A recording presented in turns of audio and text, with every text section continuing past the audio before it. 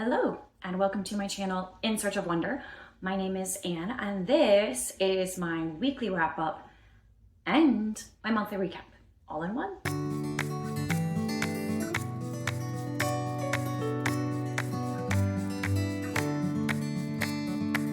First, let me say I hope that everyone had a wonderful, happy Easter. We had a great time. We had a wonderful church service with lots of music. And we came home and we hosted Easter dinner for my family at our house.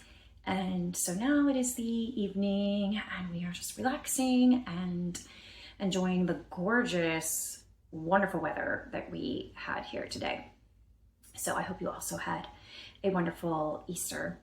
And I have just been enjoying, I always enjoy this season so much. I love Easter, of course, but I also love it when the daffodils bloom, and now our tulips are blooming, and it's so beautiful to see them. On our Easter table for Easter dinner, I had daffodils from our backyard, the last, I think, of the daffodils, and I just love it so much. Such a beautiful time of year. And now we are looking right in the face of April, which is crazy. I haven't done a weekly reading wrap up in a couple of weeks for one thing and another. This week, the reason was because normally I post it on Sunday and today was Easter and I just didn't really want to do that on Easter morning. So I wanted it to go up tomorrow instead. So I figured this being the end of March, I might as well just roll it into a whole wrap up for March because I had some other ideas of things I wanted to do later this week. So anyway, that's what we're gonna do. So to recap March, first I want to talk about the reading goals that I had for March specifically, and like, did I accomplish my TBR or not, and also how I managed to work those into my goals for the year and my ongoing reading goals. So I hope, by the way, that is of interest to you. I know it's interesting to me to know, like, okay, so and so planned this TBR, and usually most booktubers are like me and they have this massive TBR, and I always want to know, did you read them all? Did you like them all? What did you think about the books, etc.? So I hope that you enjoy getting an update on how I'm doing with the goals that I have. But first of all, I need to find my journal that I literally just finished updating and is somewhere here, but I need to find it. At the bottom of the steps. Okay.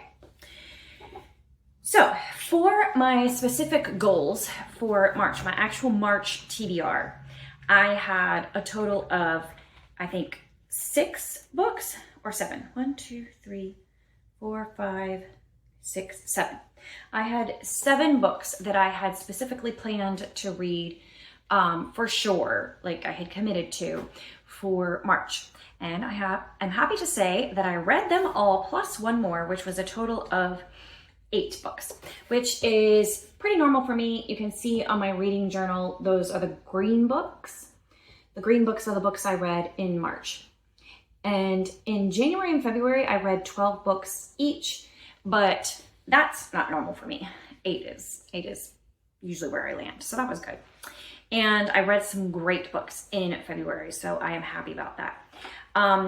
So for the Read Your Shelf Challenge, I am on the Sir Arthur Conan Doyle track. So that prompt this month for March was to read a book with more than 2 points of view. And for that, I read Fountains of Silence by Ruta Sepetys, and I will talk about all of these books in a minute. Right now, I'm just going through my TBR and the goals I had and whether or not I read them. So I did read that one. And then in the Classics Reading Challenge for Tea and Ink Society, the prompt for this month was to read a book with a place name in the title. And I read Mansfield Park. Okay, in the interest of full transparency, I'm not quite done with it today. I will definitely be done with it either later today or early tomorrow morning by the time you are watching this. But I wanted to include it in this wrap up. I'm really close to being done. And I've also read it before. This is a reread, so I'm just putting it in here. So Mansfield Park is what I read for that one.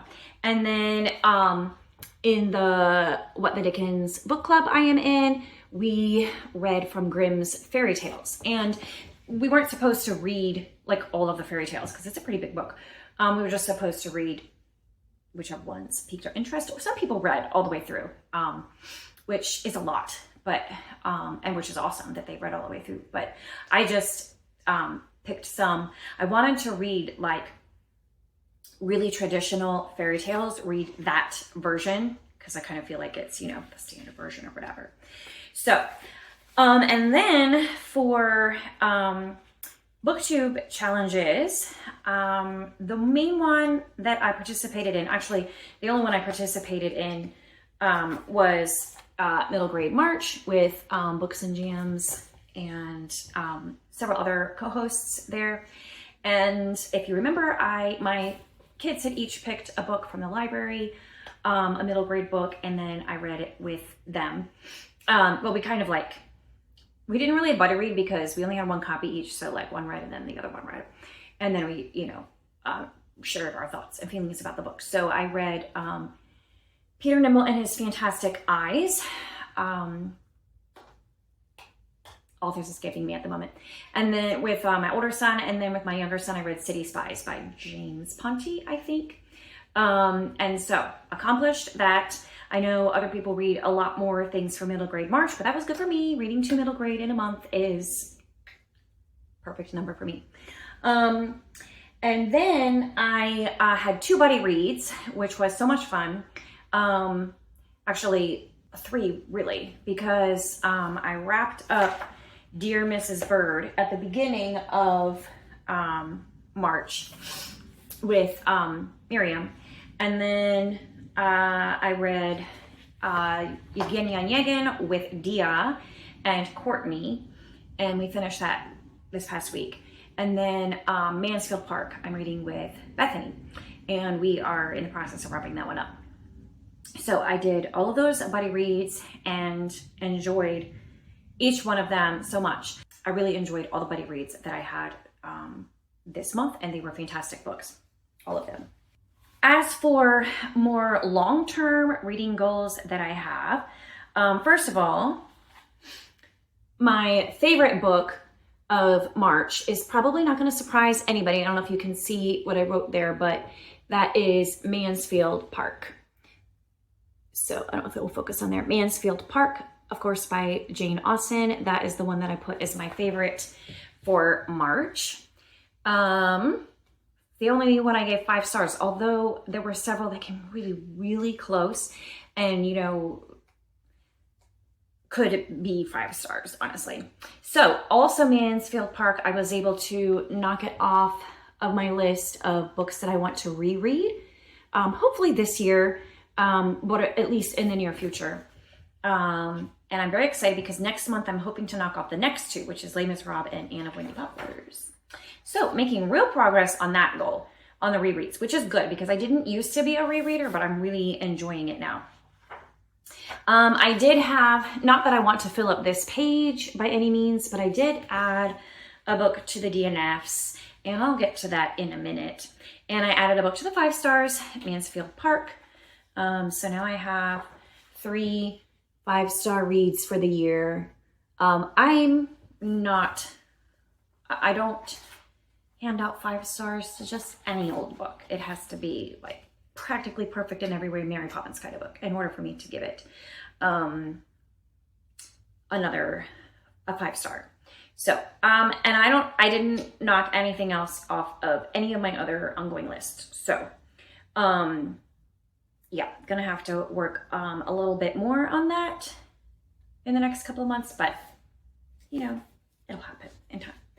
So now, more of a closer look at each of the books that I read. Some of these I'll just mention real quick because I already talked about them in weekly wrap-ups earlier in the month, and so I don't want to go into too much detail. This is the first page of my reading journal of the books that I read, and then this is the other page. So the books I've already talked about, the 2 middle grade March, were Peter Nimble and His Fantastic Eyes and City Spies by James Ponti. And Peter Nimble and His Fantastic Eyes went for the debut prompt, and City Spies I applied it to the prompt for refugees or immigrants, because each of those city spies in the story was kind of, I don't know about a refugee, but they were rescued from really bad situations. They were all orphans, and they were taken to Scotland, and they kind of form a little found family of their own with the head spy who's in charge of them. And so it kind of worked for that prompt. And I talked at length about those in other videos, so I don't want to say too much more, except that I enjoyed them both. I gave City Spies 3 stars, Peter Nimblin' Fantastic Eyes 3.5 stars. City Spies, it was fine. That I realized I don't really like spy stories. So it's not my favorite kind of genre. I don't really like, well, I have liked some spy movies, but they're not my favorite. I don't know why, it just doesn't interest me. And then Dear Mrs. Bird, I have also talked about at length. Really enjoyed that book. That was 4.5 star, could have been a 5 star, really, really super close. There were just a couple little things that I didn't love about it, but it was funny, it was charming, it was delightful, all of those words that you can apply to the story. It was heartwarming. I mean, there were some really, really hard moments in the story that made me cry really hard. And then there were some hilarious moments in the story that just made me belly laugh. So it goes through all of the feels. So it's a great book, highly recommend. And then I also had mentioned A True Gentleman by M.A. Nichols, which I read. And that was just a pure mood read. It was on Kindle Unlimited, and I was just looking for something light to read, so I read that. And it was very good. I enjoyed that. As the title suggests, it's a little bit deeper than your typical like Regency romance fare, because it talks about it kind of explores the concept of gentleman and what makes a gentleman. And it's not just because you are a member of the landed gentry and you own property, and so you've earned the title gentleman, which was true in England back in the day. And that doesn't make a gentleman, a true gentleman, a man of honor, a real gentleman, and one who is worthy of respect and worthy of the title, is one who honors the women in his life and takes care of them, and is more concerned about other people than about himself. And so that was a great read, and I enjoyed that. So now I want to talk about a little bit more about the other books that I read in March that I have not discussed at length at all, and just give a little bit more of my thoughts about them and my reviews of them. So let's start with Eugene Onegin. So I have mentioned already that I was reading this one in Russian and English. So originally I was reading from this copy, which has Russian and English side by side, which was fantastic. I just found it a little bit unwieldy, because then I ended up having, I ended up having to read every stanza like in triplicate, because I would read it on the Russian side, but then I would like also kind of simultaneously read the English side to catch all the words that I missed, or like, I think the hardest part for me was because of the poetic format. Even if I understood the individual words in, you know, like let's say in half a stanza, I understood every single word. I didn't always understand like what it was saying, because it was in a different order than I was accustomed to. And I would be like trying to figure out by the cases and the declensions, like what order these words go in. And it was a little bit tricky. So, and then there were plenty of stanzas where I didn't even know the words, or I was like guessing a lot. So it's very helpful to have the English side by side. However, I didn't love the English translation because it was not in poetic format. And I understood what he was doing. He was trying to be very literal with the translation, which I appreciate, but I just really preferred the poetic aspect of this one by James Phelan, which may not in the end, I don't know. I feel like that there was no accuracy sacrificed for the sake of the poetry for the most part. Maybe, you know, here and there in a few places, but I really love how this one preserved the conversational almost tone of Pushkin's poetry and the wit of it, and as well as the beauty. Now, the strength was not in the beautiful poetic passages.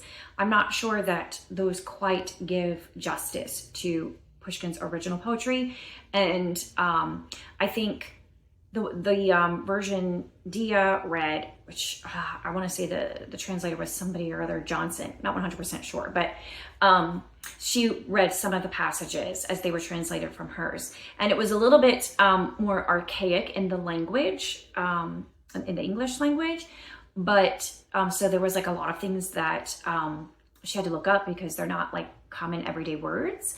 But I think that translation did a lot more justice to the more scene setting stanzas that were more poetic in nature and more descriptive and more like setting a tone or setting a mood sort of thing than the straight narrative stanzas, which I think this one did a really good job with those.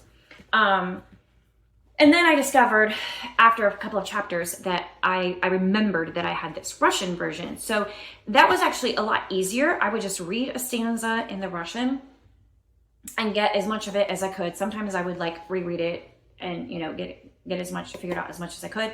And then I would read the English stanza in the James Phelan translation. And then I often would go back and like reread at least parts of the Russian one and be like, okay, yeah, that's what that word is saying, whatever. So just kind of like my own personal little refresher course in Russian, basically. So as for the poem itself and the story, I really enjoyed it. I enjoy the poetry. It was very witty and very insightful into human nature and easy to read overall. Like it wasn't laborious. It wasn't a slog. You didn't have to like think. Like some poetry can be very difficult because of like the symbolism in it and everything and the metaphors or whatever. You kind of have to ponder everything a lot. It wasn't quite like that. I mean, there was obviously, that was there, but it was really just a really readable story. So I enjoyed that. I enjoyed that. So if you don't think that, if you're intimidated by a long form poetry, I really think that you would enjoy this translation of Eugene Onegin. I think it's very readable and enjoyable. It is witty and funny and touching as well at times. So I think that you would really enjoy that if you don't think that you would like long form poetry, which it's not really my favorite. It kind of is a little bit daunting to me. So I really enjoyed it. I don't want to spend a long time talking about it. But in our conversations, Dia and Courtney's and mine, about the book and what we were reading, we all enjoyed it so much. And we really enjoyed the exploration into the characters, namely Eugene Onegin, who's the eponymous hero of the story, and then Tatiana. I don't want to give away any spoilers or anything. I think everybody knows that there's well, not everybody, but many people know that it's common knowledge that there's a duel in Eugene Onegin. I mean, that's what the pistols are for there. Those are pistols, right? I don't know. Anyways, there's a duel in there, and I kind of feel like, despite the fact that the title is Eugene Onegin or Eugene Onegin, the real hero of this story is Tatiana. And I also feel like Tatiana is a very strong woman, but you don't see that at first. At first, she seems like, dreamy and kind of young and immature, and like she has this hopeless crush on this guy, and that she kind of acts impulsively about that. So you don't really see it at first, but as the story goes on, she develops some real strength of character and she makes a very difficult choice, but it is the right choice, is the right thing to do. And I thought it was interesting. I felt like there were some distinct, like, if you compare Anna Karenina, who is another famous heroine of a Russian novel, with Tatiana, they were faced with similar choices, but they made different ones. And it's a really interesting look at that, and how it could be done differently. So I found that very interesting. We also noticed that there seemed to be a lot of inspiration from a lot of connections that we made to Austen's writing and Austen's novels. Now, the thing is, Pushkin mentions so many authors and novelists of his day in this. Like, if you want to grow your TBR, read Eugene Onegin, because he mentions so many authors and book titles and poetry and poets from his time. And it's really interesting in that respect for any reader. So there's that. And he mentions several English authors by name, especially Lord Byron. Lord Byron is like Eugene Onegin's hero, kind of. And so he mentions a lot of English authors, but he doesn't mention Austen by name at all. So I don't know if he was familiar with her or read her work at all. But he does mention some other authors that I know influenced Austen. So I feel like they were kind of like both working under the same influence and the same literary trends or whatever. So I think that might be where we were seeing those connections to each other, between Pushkin and Austen in the story. So I really enjoyed Eugene Onegin. I'm so glad that I finally read it after literally a couple of decades of having that on my TBR. I'm just not getting to it. I finally got to it. And then Grimm's Fairy Tales, which I have this omnibus copy of all of the collected fairy tales. It's the complete one, all in one volume. I did not read from this. I actually downloaded one that was on Kindle Unlimited, a different edition, I think, of it. That's not the complete one, so I didn't have all of them, which was fine. It had like the most famous ones in it. And I read it like when I was on the go, and I needed quick things to read. So I read quite a few stories from here. I read the one I read, Little Red Riding Cap, which is what it's called in here, which was very much the same as like this Grimm's version is very similar to all of the ones that, you know, I heard growing up. It hadn't really changed significantly. Some of these, the stories changed significantly between like the original version and the Disney version. And many people are very familiar with the Disney version, but not the original, etc. So, but that one was like, that's the story everybody's familiar with. And then I read Snow White and the Seven Dwarfs, which had a lot of similarities to the Snow White one, except that in this one, the stepmother, or, you know, the wicked, ugly old woman, you know, who wants to be the most beautiful woman in the world. Well, I mean, she's not ugly. She wants to be the most beautiful woman in the world. And who's jealous of Snow White. She actually tricks her 3 times before finally giving her the, and is it the poison apple? Now, it was a bit earlier in March that I read that one. I can't remember if it was actually ended up being a poison apple that she ate that, I think it was something else. I think it was like I don't know.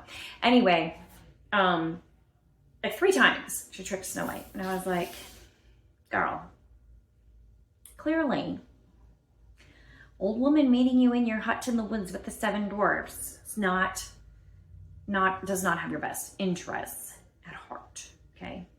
Just, you should have figured that out by now, okay? Snow White? All right. And then I read what was apparently, according to the editor notes in the edition that I read, one called Lily and the Lion, which is apparently one of the earliest versions of Beauty and the Beast. Only the girl was called Lily, and she had a couple sisters, and the beast was a lion, but he was like a lion by day, but a human at night, one of those kind of situations. And so she marries him to free her father, but then it takes a turn, and it does one of those, like, I don't know, it just, at that point, it gets weird, only because I had never read this version before. I'm sure if this was the first, like, if I wasn't thinking this is Beauty and the Beast, it probably wouldn't have been weird, but I was thinking this is Beauty and the Beast. I'm like, okay, all right. So anyways, this whole long meandering story with, you know, adventures after they're married, and there's like adultery involved in the story, but the lion, who is a prince, is like under a spell, so he's not doing it on purpose. And then in the end, they're back together happy, but all of this is happening while like their child is like by themselves. I mean, in their castles, I guess, being taken care of by servants, whatever. And they're going on this like 7-year quest of things. It just had so many twists and turns. I had trouble tracking, like, what is going on? What are we trying to say in this story? I'm really confused. I don't know. So that was interesting.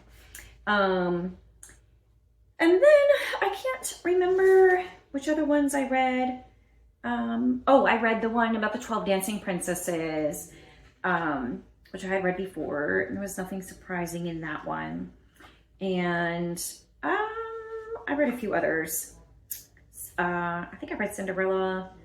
No, I didn't read that this time. I wanted to, but I didn't get to that one. So that was fun, reading the fairy tales. And then I read, I wanted to say, regarding Eugene and Onegin, I checked this book out of the library, In Paris with You, because it is a novel in verse, you can see, and it's supposed to be a retelling of Eugene and Onegin.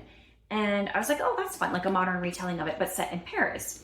And I was like, oh, that's fun. Like, sure, I'll read that. But I did not get very far. I read the first few pages, and I don't mind that it's set in a different city in Paris. I don't mind that it's set in modern days. I mean, this is retelling, like, it doesn't have to stick to it. But what I did mind was that she used the names of the characters, Tatiana and Eugenie, and she is trying to, you know, retell the story. But the character, as she was just portraying Tatiana, was nothing like Pushkin's character. I didn't really get far enough to see if Eugene Onegin was quite like he was in this book. I don't think so. I wasn't really feeling it, but he didn't really say or do a lot in the part that I read. But Tatiana, like, they were riding on the Paris metro, and she apparently they have this thing, like, if you're pregnant, then you can, you know, get a seat on it. They let you have a seat, and somebody has to stand up and give you her seat, your seat. So she has like this card that she's pregnant, and she like even pretends to be pregnant, and like she puts something on her shirt or something, I don't know, and so that she can steal a seat. And she's like a young woman in her 20s, and that's nothing like Tatiana in the story. And I was like, okay, no, I'm not interested.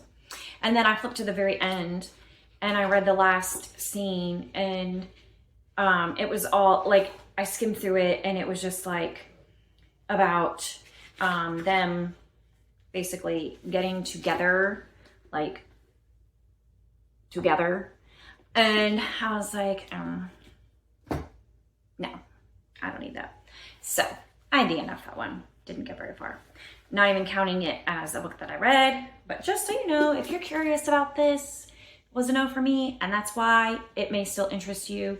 I still do want to read a modern novel in verse. I'm interested in that genre, but not this one. And finally, the last one that I read, and we're totally saving the best for last here, and that is Mansfield Park by Jane Austen. And I think that I need to do like a deep thoughts video on this one, because I have too much to say to fit onto one video, and it will be way too long for YouTube. So I am not going to do that. But I mean, I'm not going to go into all of my thoughts on Mansfield Park right here and right now. However, I want to say this was a reread for me. I had only read it once before. I have read all of Austen's others novels at least twice already, some of them multiple times. But I've been on a quest to reread all of her novels for the past couple of years. And I just was not wanting to pick this one up because I remembered it not being my favorite. And I remember feeling like Fanny Price, the main character, was like kind of an insipid, weak character, and that like not a lot was going on in the story. And I didn't understand like what was the big deal about some of these things, and that, you know, were happening in the story that seemed to be so crucial to the plot. And I was like, I don't get it. But I think fast forward a decade or two, and I think I have a lot more insight. I have a lot more reading experience behind me, and I understand Austen a lot more. I understand the time period in which she was writing a lot more. So with that maturity behind me, and the fact that I was buddy reading it with Bethany and, you know, benefited from, you know, another person's perspective, I really enjoyed it. And so did Bethany. I'm sure if you watch her channel, she will tell when she finishes all about it, her thoughts. She really is enjoying it also. I really, really love this one.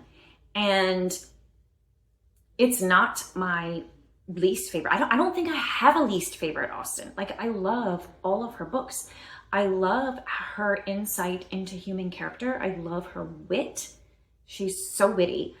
I love how she's just able to take a characteristic of human nature and just pin it in place on the board and nail it, like, and describe it so perfectly. And you're like, I know people are like that, or I am just like that, or that is such I love it. And in this book, she's really exploring vice and virtue, but not on a grand scale. And that's what I think is so wonderful about her books. Like, she's not like when you think of the word vice, you think of like people who are really like held captive in some dreadful mortal sin of some kind, of like lasciviousness or something, you know? But that's not what she's dealing with here. And when you think virtuous, you think of someone who is, you know, so pure and perfect all the time, and, you know, keeps themselves unspotted from the world and all things or whatever, and doesn't interact at all in any kind of worldly way with anything. And that's not really like, it's not on a big scale like that. She's exploring what does virtue look like in an everyday life, and in everyday relationships with different people, in interactions with people who rub you the wrong way, or people who mistreat you, or people who ignore you, or people who are in a different class from yourself, a different setting from yourself, or come from a different background. Like, what does virtue look like to interact with those people in that way? What does the virtue look like in everyday choices that you make, the things that you choose to do, the behaviors you choose to participate in, the things that you allow people to influence you into doing, and the reasons why you do things. So she's just talking about everyday virtue, everyday choices that we make. And then vices, same thing. She's not talking about exaggerated, like, worst possible sins that all of us are like, oh yeah, I don't struggle with that. But like the everyday little things, the everyday little choices that we make that are the opposite of virtues. And the choice to try to, like Mrs. Norris in the story, she provides a lot of humor in the story, but she's a very managing sort of person. And so she's always trying to manage everybody. And honestly, in her managing, she ends up being very cruel and mean to some people. And on the other hand, she's very gracious and almost obsequious to people that she sees as being at least equal to her in status. Anyway, so it's not like she's not like on villain level. She's just a normal everyday person, but she has everyday vices that each of us are subject to, be tempted to do. So none of the people in this story are really like doing crazy, outrageous things. They're just making everyday choices that are good or bad. And Austen is examining those choices. Like, she's putting a microscope on daily life and what it looks like, vice and virtue in a daily life. And yeah, that's all I'm gonna say for now. I'm really enjoying this. I'm gonna be finishing up here soon, and definitely a 5-star read for me on my reread. And yeah, I wish that Jane Austen had lived longer and written like 10 more books at least. Now, actually, I forgot to mention earlier, concurrently in reading this, I also read Lover's Vows, which I forget the author, but that is the play that they famously put on, or are trying to put on, in this story. And it is a huge part of the plot. And I was like, okay, as I'm reading this, I was like, I am not understanding some of these things. Like, I know Austen is hinting at something with these references to this play, but I do not know what she's trying to hint at. So I ended up reading the play, and then I was like, oh, that makes a lot more sense. So if you read or reread this, do read Lover's Vows, maybe even before you pick this up, and then you will understand some of the things, what is going on there. So, hello, Editing Anne here, several hours later. It is now dark, completely dark, and I look tired because it's like 9:30 at night. And this is the second time I'm doing it because the first time my microphone was not on. So just real quick here. Fountains of Silence by Ruta Sepetys. I completely forgot to mention this book, and I just want to say real quick that I loved it so much. 4.5 stars. This was the first book that I read by Ruta Sepetys. It was not the first book that I was intending to read by her. There are others that are more well known that I wanted to read, but I picked this one up at a thrift store for like $2, and it was a beautiful cover, and I just really wanted to read it, and I'm so glad I did.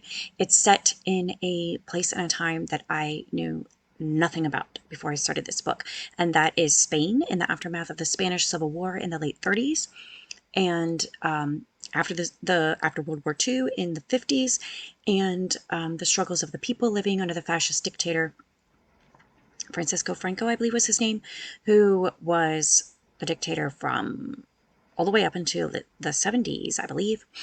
And I did not realize that that was what the government of Spain and what the people of Spain were living in during that time.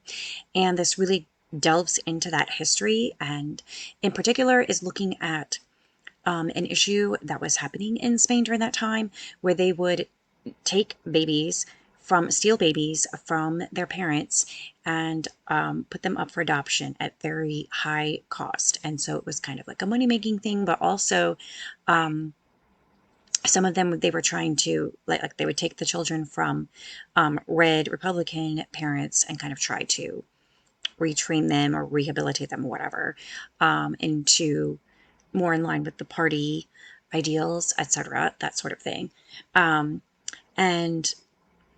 So this book is dealing with that issue, and it was very interesting. I knew nothing about that. It was very heartbreaking. I read it for Shinto Read Your Shelf Challenge, to read a book with more than 2 point of views. I think they're like 4 point of views, and they're all in the present tense, which is my least favorite. But once I got used to it and got into the flow of it, I really enjoyed it, and I loved each of the characters. Each of them is unique, and so the characterization is just drawn so well that you feel like you get to know them personally, and what makes them tick, and why they do the things they do. And there's all the way through like this pervading sense of mystery that just keeps you reading because you want to figure out what is happening. And in the end, I gave it not quite 5 stars, even though, like, from a writing perspective, the writing was fantastic. No complaints except for the present tense narration. But the ending, so like the story is mostly set when all of the main characters are like 18, 19 years old, and then you fast forward like 15 years or whatever, and they're all fully grown adults. But they haven't seen each other during all that time. And it feels like that span of time flies by so quickly, and then the ending is very rushed from that point, and a little bit unrealistic in the sense that all of the characters, after so much time has passed and so much in their lives has changed, they just pick up where they were, and the ending just feels a little bit rushed. So I didn't love that, but overall, really love this book. It was very impactful and it made me interested in that time period and that history of Spain, which is why I love to read historical fiction. It's like the best of everything about historical fiction. So I do very much recommend this book by Ruta Sepetys. And if you have only read her other more well-known, more often discussed books, then this is a really good one to read. Or if you haven't read Ruta Sepetys, it's a good place to start as any because I really enjoyed it. That is my March wrap up. And yeah, here we are heading into April. So I hope you enjoyed. Let me know if you have read any of these and your thoughts about them, or if any of these are interesting to you and you might want to pick them up. Also tell me what your favorite read was for March. If you had any 5-star reads or DNFs, I'd like to hear about those too. So just let me know in the comments what your thoughts are. Let's just talk books, and I will see you next time.